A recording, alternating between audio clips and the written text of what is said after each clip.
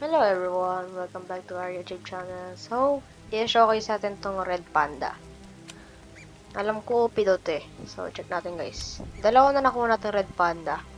So, check natin ability. Every 11 and 15 minutes goes to the gear or seed or pet shop and restock one random stock rare item have rare chance to stock ability cannot be mimic of or refresh. OP. OP nga. Yung para siyang ano guys, paano ba? Paano ko ba ito may explain? I-restock niya kunyari dito. Kunyari, eto, i-restock niya itong grapes.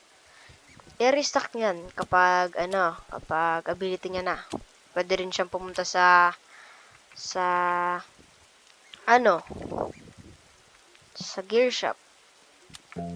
I-restock niya kunyari, Master Sprinkler, Grandmaster Sprinkler. Etong dalawa na to is slow chance. Yung mga na-divine, slow chance talaga makuha yan.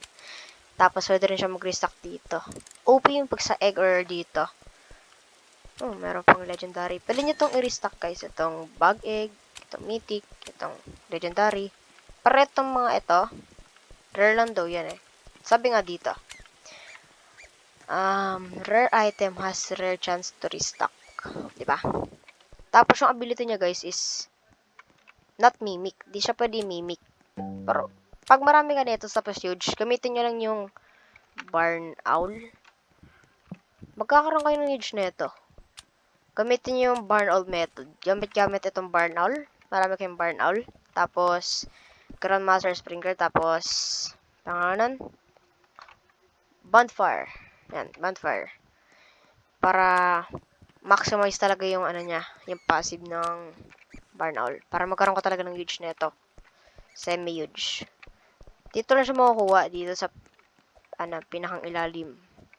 Para magkaparalasan sila. Pero ito kasi, nagbibigay mutation. So, maganda siya. Ito, restock. So, not bad. Mas maganda kapag para sa nito merong, army. Kunyari, ito, meron ka ng army nito. Para infinite, agad, mutation, di ba? Ang ganda nun. So, that's all guys. Thank you for watching. Supportahan niyo pa ako ng sobrang tagal. And thank you for watching everyone. And thank you so much. And thank you again. And see you on next video. Bye-bye!